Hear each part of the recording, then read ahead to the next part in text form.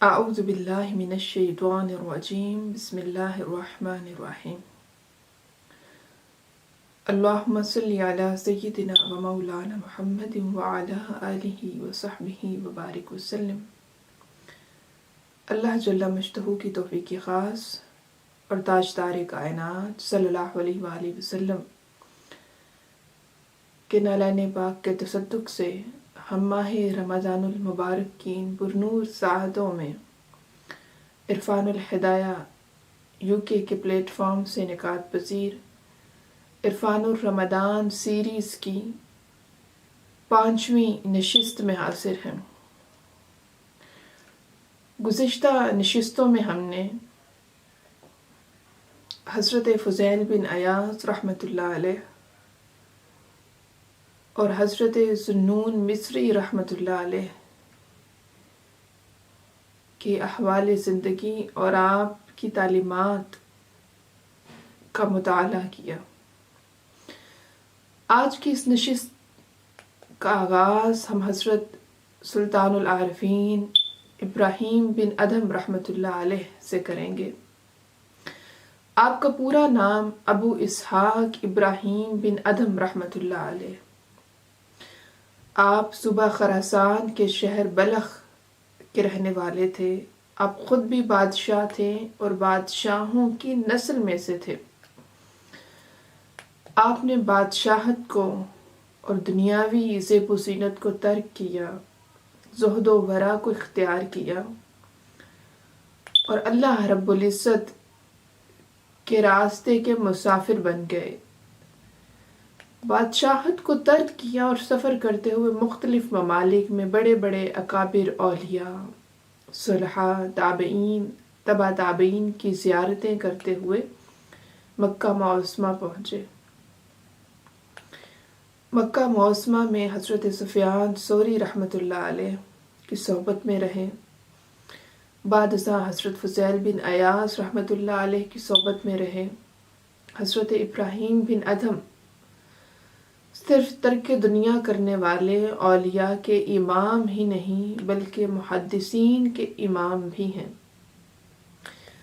آپ نے تبع تابعین سے ہی نہیں بلکہ اکابر تابعین سے بھی بے شمار احادیث روایت کی۔ حضرت ابراہیم بن ادھم رحمۃ اللہ علیہ صرف درویش فقیر ہی نہیں بلکہ حدیث کے امام بھی ہیں۔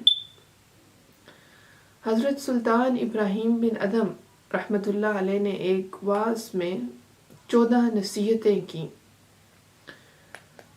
اور اصلاح احوال کے لیے یہ 14 نصیحتیں بڑی اہمیت کی حامل ہیں۔ آئیے ان نصیحتوں سے کسب فیض کرتے ہوئے اپنے باطن کی اصلاح کا کچھ سامان کریں۔ پہلی نصیحت بیداری اور قلت طعام۔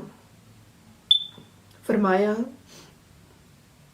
کہ لا تطمع فی السحر مع الشبع، کہ اے لوگو اگر تم چاہتے ہو کہ تمہیں اللہ کے لیے جاگنا نصیب ہو، کیونکہ جاگے بغیر کچھ نہیں ملتا، اگر تو چاہے کہ جاگنا نصیب ہو تو یاد رکھ پیٹ بھرنے والے کو جاگنا نصیب نہیں ہوتا۔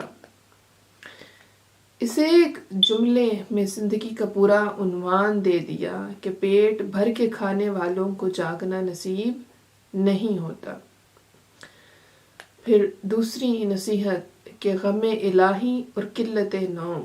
فرمایا ولا تطمع فی الحسن مع کثرت النوم، کہ اگر تو چاہے کہ تجھے اللہ کا غم نصیب ہو اور آخرت کا غم مل جائے تو زیادہ سونے والے کو آخرت اور مولا کا غم نہیں ملتا۔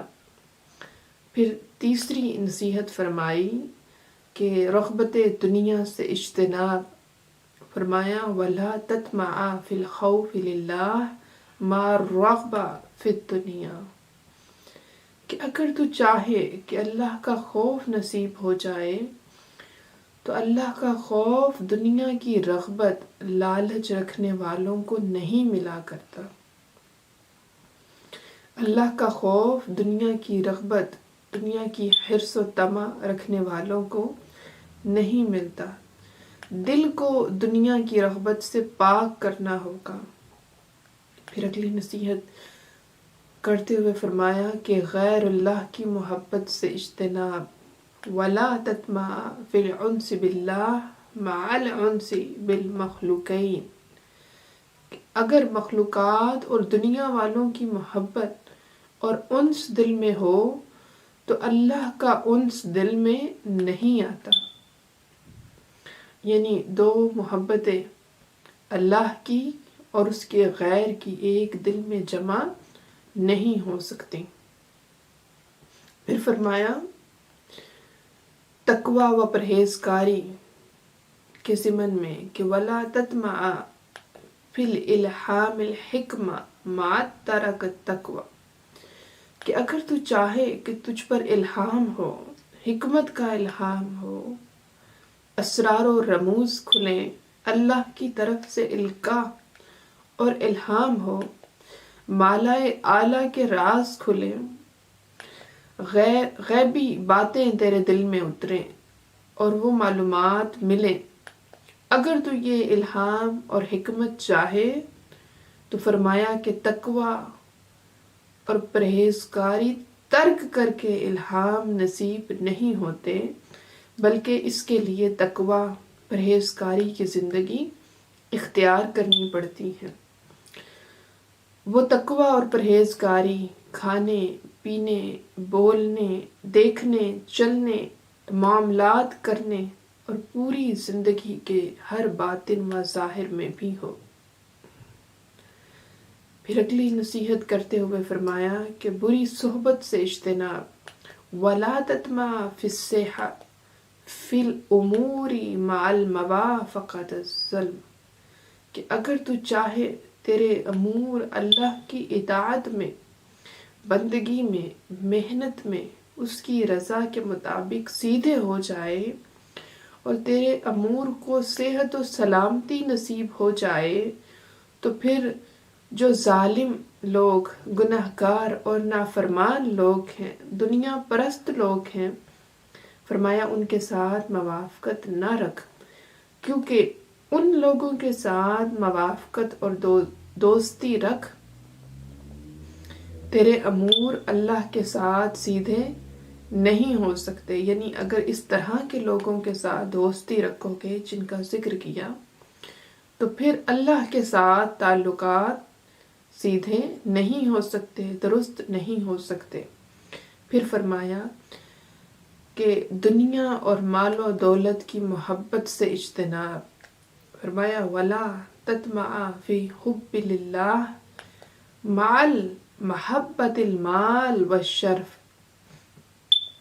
کہ اگر تو چاہے اللہ کی محبت مل جائے، اگر تو مال و دولت اور عہدہ و منصب اور شرف و عزت کی محبت کا طالب ہے تو اللہ کی محبت نہیں ملے گی۔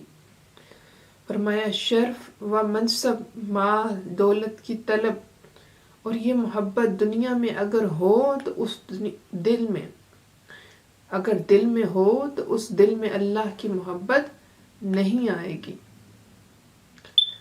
اور دل کی نرمی اور مساکین پر رحم، اس ضمن میں فرمایا کہ وَلَا تَطْمَعَ فِي لِينِ الْقَلْبِ مَعَ الْجَفَاءِ لِلْيَتِيمِ وَالْأَرْمَلِ وَالْمَسَاكِينِ، کہ اگر اے انسان تو یہ چاہے کہ دل کی نرمی نصیب ہو جائے، تیرا دل نرم ہو جائے، تو یاد رکھ یتیموں، غریبوں، بے سہاروں، مسکینوں پر بے رحمی کر کے دل کی نرمی ہرگز نصیب نہیں ہوتی۔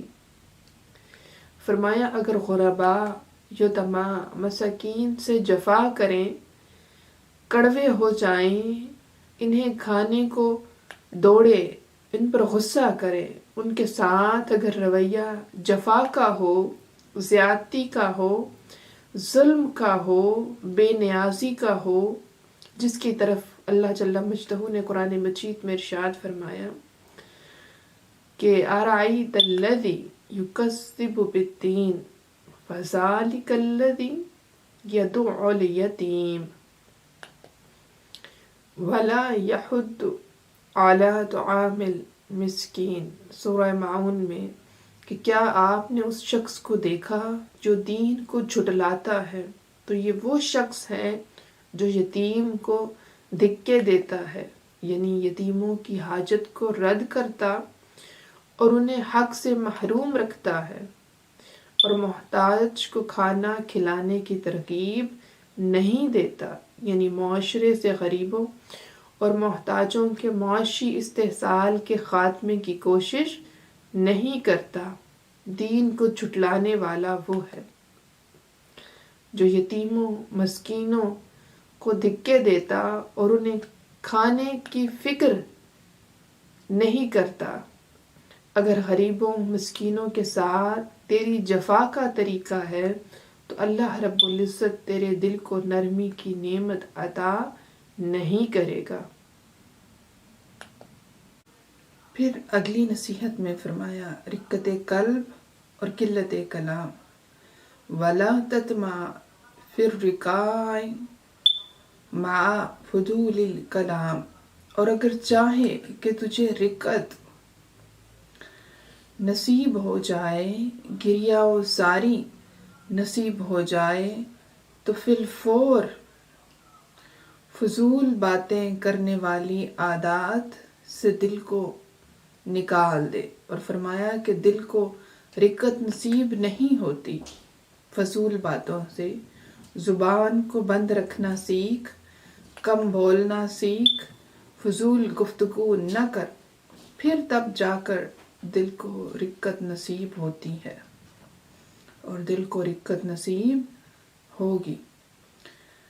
پھر فرمایا مخلوق خدا کے لیے سراپا رحمت بن، ولا تطمع فی رحمت اللہ مع ترک الرحمت للمخلوقین، کہ اگر تو چاہے کہ اللہ کی رحمت ملے تو اللہ کی مخلوق پر رحمت نہ کر کے اللہ کی رحمت کا طلبگار نہ بن۔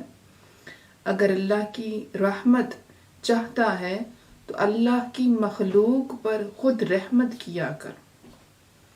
پھر اگلی نصیحت میں آپ فرماتے ہیں کہ ہدایات کے لیے علماء و صلحاء کی ہم نشینی، ولا تطمع فی الرشد مع ترک مجالست علماء و صلحاء، کہ اگر تو چاہے کہ تجھے رشد و ہدایت ملے تو علماء صالحین کی مجلسوں میں بیٹھنا ترک کر کے کبھی رشد و ہدایت نہیں مل سکتی۔ ہدایات پڑھنے سے نہیں بلکہ صحبت سے ملتی ہیں۔ پڑھنے سے علم ملتا ہے، ہدایت صحبت سے ملتی ہے۔ اس لیے اللہ رب العزت نے قرآن مجید کی پہلی سورہ فاتحہ میں جو پہلا سبق دیا وہ طلب ہدایت کا ہے۔ اس میں پڑھنے کا ذکر نہیں بلکہ صحبت کی بات ہے کہ اہدنا الصراط المستقیم، کہ باری تعالیٰ ہمیں سیدھی راہ دکھا۔ فرمایا اگر سیدھی راہ لینی ہے تو صراط الذین انعمت علیہم، میرے انعام یافتہ بندوں کے راستے پر چلو۔ اللہ کے انعام یافتہ بندوں کی مطابقت و صحبت سے ہدایت ملتی ہے۔ علم کبھی باعث ہدایت ہو جاتا ہے اور کبھی باعث دلالت ہو جاتا ہے، کبھی باعث گمراہی ہو جاتا ہے۔ اسی لیے شیخ اکبر رحمۃ اللہ علیہ نے فرمایا کہ علم خود بندے اور اللہ کے درمیان سب سے بڑا حجاب ہے، بس ہدایت کے لیے اچھی صحبت اختیار کر، صالح علماء کی صحبت اختیار کر۔ آقا دو جہاں صلی اللہ علیہ وآلہ وسلم سے پوچھا گیا، یا رسول اللہ صلی اللہ علیہ وآلہ وسلم، اچھے جلساء کون ہیں؟ کن کی مجلس اختیار کیا کریں، کن کی صحبت اور مجلس میں بیٹھا کریں؟ آقا دو جہاں نے 3 باتیں فرمائیں۔ فرمایا ان لوگوں کی مجلس اور صحبت میں بیٹھا کرو کہ جن کے چہرے کو دیکھو تو اللہ یاد آ جائے۔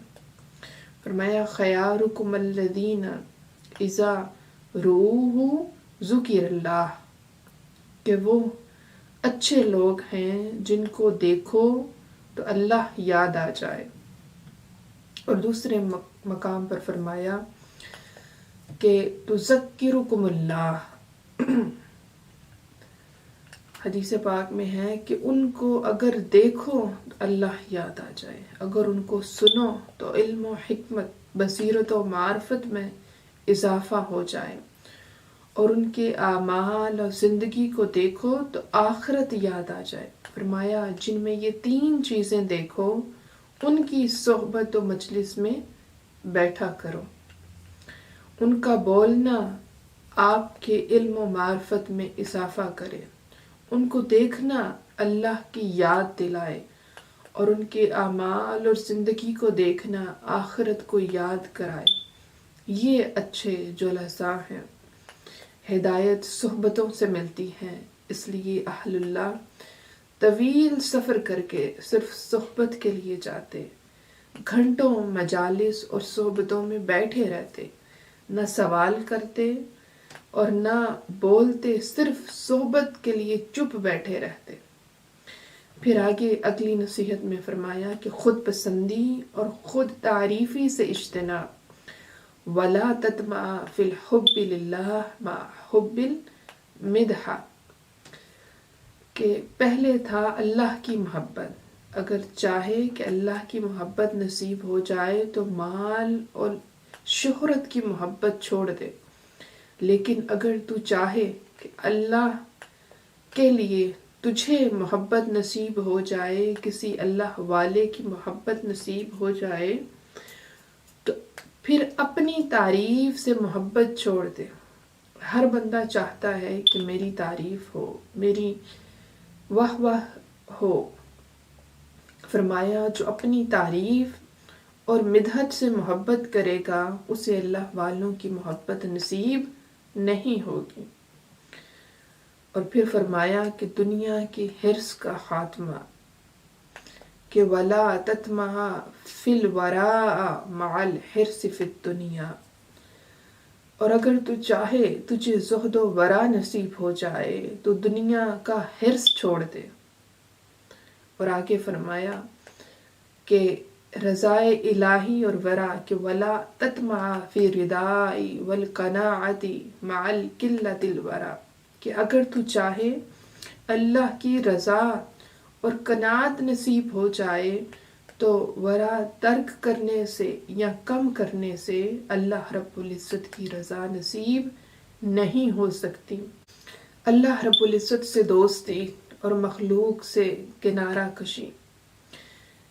کسی من میں امام محمد بن اسحاق روایت کرتے ہیں کہ میں نے حضرت ابراہیم بن ادھم سے پوچھا کہ ان 14 نصیحتوں پر عمل کیسے نصیب ہو، اس کے لیے کوئی ایک جامع نصیحت کر دیں تاکہ سارے طریقے اس میں آ جائیں۔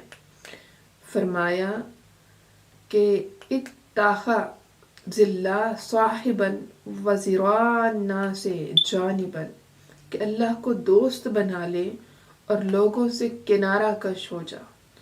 اللہ کو دوست بنا لیں اور مخلوق کو ایک جانب کر لیں۔ کنارہ کشی سے ہرگز یہ مراد نہیں کہ دنیا کو ترک کر دیں اور دنیا کے تعلقات کو ترک کر دیں، بلکہ دل کو ان گورکھ دھندوں میں نہ الجھا۔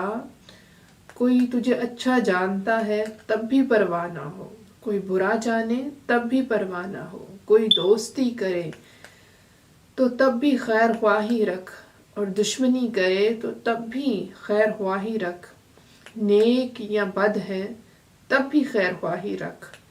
بد سے یہ خیر خواہی ہے کہ اس کے لیے ہدایت کی دعا کی جائے۔ آقا دو جہاں صلی اللہ علیہ وآلہ وسلم نے فرمایا ظالم کی بھی مدد کر اور مظلوم کی بھی مدد کر۔ صحابہ کرام نے عرض کیا مظلوم کی مدد تو ہے مگر ظالم کی مدد کیسے کریں؟ آقا دو جہاں صلی اللہ علیہ وآلہ وسلم نے فرمایا اس کو ظلم سے روکنے کی کوشش کرو، بد کو بدی سے روکنے کی کوشش اور اس کے لیے خیر خواہی کی دعا کیا کرو۔ ہر ایک سے خیر خواہی کرنے سے دل پریشان نہیں ہوتا۔ جب دل توقع کرتا ہے تو تب پریشانی آتی ہے۔ جب دل دوسرے آدمی کے رد عمل سے امید رکھتا ہے اور دوسرا بندہ امید پر پورا نہیں اترتا تب پریشانی آتی ہے۔ کہ آپ نے کسی کے ساتھ بھلائی کی امید رکھی کہ وہ بھلائی کرے گا اور اس نے خیر نہیں کی تو آپ کو دکھ ہوا کہ میں ساری زندگی اس کے ساتھ خیر کا معاملہ کرتا رہا، وہ بڑا احسان فراموش نکلا، اس کو جب موقع ملا تو اس نے میرے ساتھ خیر کا معاملہ روا نہیں رکھا۔ گویا اس سوچ کا مطلب یہ ہوا کہ ہم بھی بھلائی اور خیر کے لیے بھلائی کرتے ہیں، ایسی بھلائی اور ایسی خیر نہیں ہوتی۔ خیر وہ ہے، بھلائی وہ ہے جو اللہ رب العزت کے لیے کی جائے۔ اور پھر فرمایا کہ بھلائی کر اور لوگوں کو ایک طرف کر دے، یعنی ان سے کنارہ کشی کر۔ وہ اگر آپ کی تعریف بھی کریں تو بھی پرواہ نہ کر، اگر گالی بھی دیں تو بھی پرواہ نہ کر، وہ دھیان ہی میں نہ رکھ۔ اور طبقہ ملامتیہ کے ایک صوفی کا واقعہ میں یہاں بیان کروں گی کہ وہ ایک لمبے سفر سے آئے اور بلخ شہر میں پہنچے اور رمضان کے دن تھے، بہت لوگ ان کے استقبال کے لیے جمع ہوئے کہ اللہ کا ایک ولی آ رہا ہے۔ جب اس صوفی نے دیکھا کہ بہت سے لوگ ہجوم کی شکل میں استقبال کے لیے آئے ہیں، نعرے لگانے کے لیے کھڑے ہیں، جوش میں ہیں، تو اس صوفی نے روٹی کا ایک ٹکڑا نکالا اور کھا لیا۔ ماہ رمضان کے دن تھے۔ اب اس صوفی کے اس عمل سے وہ سارے استقبال کے لیے آئے ہوئے لوگ اس کو برا بھلا کہنے لگ گئے، گالیاں دینے لگ گئے اور واپس چلے گئے اور کہنے لگے کہ یہ کیسا اللہ کا ولی ہے جس نے ماہ رمضان میں روزہ ہی نہیں رکھا۔ وہ فقیر لوگوں کے اس طرز عمل سے بہت خوش ہوا۔ جب گھر پہنچا تو کسی مرید نے پوچھا کہ یہ آپ نے کیوں کیا؟ انہوں نے جواب دیا کہ میں نے اس لیے تو کیا کہ لوگ مجھے برا بھلا کہے۔ اگر وہ میرے نعرے لگاتے، استقبال کرتے، ہاتھ چومتے تو فرمایا کہ میرا حال خراب ہو جاتا، میرا نفس بگڑ جاتا، نفس کی اماریت پلٹ آتی، نفس کہتا کہ تو کتنی اعلیٰ چیز ہے، تیرا یہ درجہ ہے کہ سارا شہر تیرے استقبال کے لیے باہر آ گیا، اس سے میری روحانیت کا ستیہ ناش ہو جاتا۔ مرید نے کہا کہ یہ بات تو سمجھ آ گئی، لیکن ماہ رمضان میں جو آپ نے روٹی کھائی اس کا کیا جواب دیں گے؟ تو اس صوفی فقیر نے کہا میں تو مسافر تھا، مجھ پر تو روزہ فرض ہی نہیں تھا، اللہ نے مسافر کو رخصت دی ہے کہ مرضی ہے تو رکھ لے، مرضی ہے تو بعد میں رکھ، سو میں نے قرآن مجید پر عمل کیا ہے۔ یہ طبقہ ملامتیہ کے صوفیہ ہوتے ہیں، وہ اس طرح کے طریقے ڈھونڈتے ہیں جو شریعت میں جائز ہوتے ہیں، لیکن لوگ ان کو ناجائز سمجھتے ہیں اور ان اعمال کے کرنے والے کو لوگ برا بھلا کہتے ہیں، برا بھلا سمجھتے ہیں، اور ہر کوئی اپنی سمجھ کے مطابق ان کو جانچتا ہے اور اپنی سمجھ کے مطابق ان کے بارے میں اپنی رائے قائم کرتا ہے۔ حضرت داتا گنج بخش علی حجویری رحمۃ اللہ علیہ فرماتے ہیں کہ مجھے طبقہ ملامتیہ میں سے ایک فقیر ملا، میں نے اس سے پوچھا ظاہری طور پر تو تم ایسے برے کام کرتے ہو جو شریعت میں تو حرام نہیں، مگر دیکھنے والا اسے برا اور حرام کام سمجھتا ہے اور پھر تمہیں برا بھلا کہتا ہے، تو ایسا کیوں کرتے ہو؟ اس نے کہا لوگوں سے جان چھڑوانے کے لیے ایسے کام کرتے ہیں۔ دادا صاحب رحمۃ اللہ علیہ ہنس پڑے اور آپ سے پوچھا کہ آپ ہنستے کیوں ہیں؟ تو آپ فرماتے ہیں کہ تم خود ہی لوگوں کی جان چھوڑ دو۔ تو اس فقیر نے پوچھا کہ وہ کیسے؟ تو آپ نے فرمایا کہ لوگوں کا دھیان ہی چھوڑ دو، کوئی تمہارے استقبال کے لیے آئے یا نہ آئے، تم ان کی طرف دھیان ہی نہ کرو۔ جب تم لوگوں کا دھیان ہی چھوڑ دو گے تو تمہیں ایسی کام کرنے کی ضرورت ہی نہیں پڑے گی۔ حضرت داتا گنج بخش رحمۃ اللہ علیہ فرماتے ہیں کہ پہلا درجہ مخلص ہے، اور جب لوگوں کا دھیان ہی چھوڑ دے تو یہ درجہ مخلص یعنی نفس سے چھٹکارا پا جائے، اور لوگوں کا دھیان ہی نہ رہے کہ کوئی ہے یا نہیں، کوئی تعریف کر رہا ہے یا نہیں۔ جب دھیان ہی یہ ختم ہو جائے اور انسان اپنے حال میں مست رہے، جو وہ کرتے ہیں انہیں کرنے دو، دھیان چھوڑ دیا تو پھر مخلصین ہو گئے۔ شیطان کو جب بارگاہ الہیہ سے نکالا گیا تو اس نے انسانوں کو بھٹکانے کی قسم کھائی اور پھر کہا، جسے قرآن مجید نے یوں بیان کیا کہ اللہ عبادک منہم ہم المخلصین، سورہ حجر میں، کہ سوائے تیرے ان برگزیدہ بندوں کے جو میرے اور نفس کی فریبیوں سے خلاصی پا چکے ہیں، یعنی وہ محفوظ رہیں گے، یعنی جو نفس کے چنگل سے آزاد ہو چکے ہیں ان کو تو شیطان بھی گمراہ نہیں کر سکتا۔ صالحین میں شمولیت کی شرائط کا ذکر کرتے ہوئے حضرت ابراہیم بن ادم رضی اللہ تعالیٰ عنہ ایک دفعہ حالت طواف میں تھے کہ ایک شخص نے آپ کو پہچان لیا اور عرض کیا کہ آپ مجھے نصیحت فرما دیں، میں چاہتا ہوں کہ صالحین میں شامل ہو جاؤں۔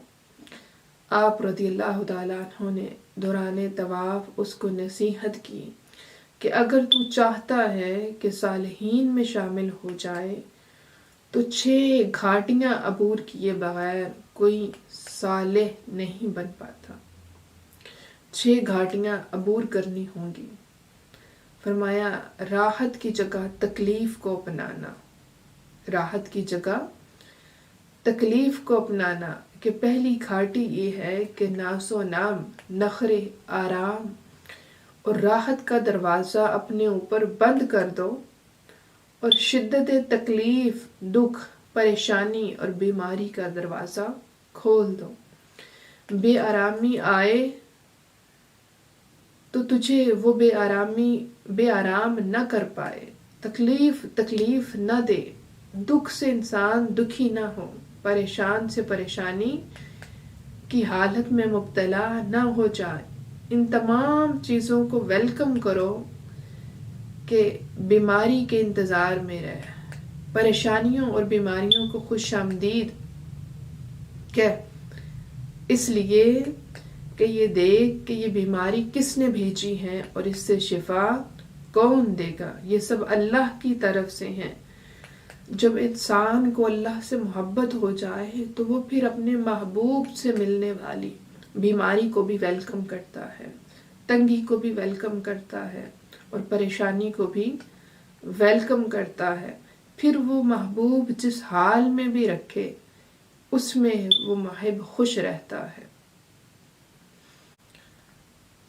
اور اللہ جل مجدہ نے سورہ نساء میں فرمایا کہ کل من عند اللہ، کیا حبیب فرما دیجئے کہ حقیقتاً سب کچھ اللہ ہی کی طرف سے ہوتا ہے۔ جو بھی خوشحالی یا تندرستی، صحت، عزت، بیماری، فاقہ یا تنگ دستی آ جائے تو وہ ہر شے اللہ ہی کی طرف سے ہے۔ اسی لیے حضرت ابراہیم بن ادم رحمۃ اللہ علیہ یہ سمجھا رہے ہیں کہ اگر چاہتے ہو کہ صالحین میں شامل ہو جاؤ تو یہ ناز و نخرے کے دروازے بند کر دو۔ ہاں، پھر ایک وقت وہ آتا ہے کہ امام ابو القاسم قشیری رحمۃ اللہ علیہ فرماتے ہیں کہ جو لوگ ایک زمانہ قیام میں گزار لیں ان کو آخری زمانہ میں بیٹھنا نصیب ہوتا ہے، جو قیام میں وقت گزاریں پھر ان کو جلسہ نصیب ہوتا ہے، بیٹھنے کا موقع دیا جاتا ہے اور ان کو کہا جاتا ہے، جیسے اللہ نے قرآن مجید سورہ طٰہٰ میں فرمایا کہ اے حبیب، ہم نے آپ پر قرآن مجید نازل نہیں فرمایا کہ آپ مشقت میں پڑ جائیں، یعنی قرآن مجید نازل کرنے کا مقصد ہرگز مشقت میں ڈالنا نہیں ہے۔ اسی لیے پھر فرمایا کہ کبھی آرام کر لیں، کبھی قیام کر لیں، کبھی سویا کریں، کبھی اٹھ جایا کریں۔ جب وہ محبوب بنا لیتا ہے تو جب چاہے نعمتوں کے دروازے کھول دے اور جب چاہے تنگ دستی کی طرف لے آئے۔ اللہ رب العزت نے قرآن مجید میں فرمایا کہ فَإِنَّ مَعَ الْعُسْرِ يُسْرًا، إِنَّ مَعَ الْعُسْرِ يُسْرًا، کہ ہر تنگی کے بعد آسانی ہے اور یقیناً ہر دشواری کے ساتھ بھی آسانی ہے۔ کہ عسر یعنی تنگی دینے کے بعد جب چاہتا ہے یسر، آسانی کے دروازے کھول دیتا ہے، اور جب چاہتا ہے انسان کو مشکل حالات سے گزارتا ہے، جب چاہتا ہے اس پر اپنی آسائشوں اور نعمتوں اور رحمتوں کے دروازے کھول دیتا ہے۔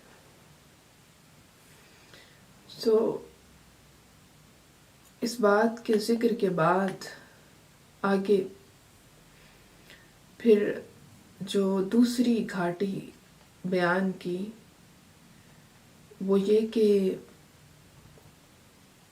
عزت کی بجائے انسان ذلت کا دروازہ اپنے اوپر کھول لے، کہ عزت کا دروازہ اپنے اوپر بند کرے اور عزت افزائی کی امید نہ رکھے، اور ذلت کا دروازہ اپنے اوپر کھول لے، یعنی لوگ اس کو ایسے القابات سے نوازیں جو باعث شرمندگی ہوں، جو بھلے معلوم نہ ہوتے ہوں، تو اس پر اس شخص کو کوئی فرق نہ پڑے۔ اور فرمایا کہ جو بندگی ذلت کی وادی سے نہیں گزرتی اس کے لیے بندگی نہیں ہے۔ حضرت اویس قرنی رضی اللہ تعالیٰ عنہ کو پتھر لگتے تھے، اور اگر انسان سوچے کہ کیا ان سے بھی مقام و مرتبہ میں بڑے بندے ہوں گے، لوگ ان کو کافر، ملحد، زندیق تک کہتے، کوڑے مارتے، فتوے لگاتے، یہ سارے مظاہر ذلت کے دروازے کھولے جاتے، اور وہ اللہ کے ہاں خوش ہوتے کہ مولا اس حال میں رکھتا ہے تو یہ مولا کا ہی دیا ہوا حال ہے۔ پھر تیسری گھاٹی جو آپ نے ذکر کی کہ سراپا رحمت و مشقت ہو جاؤ،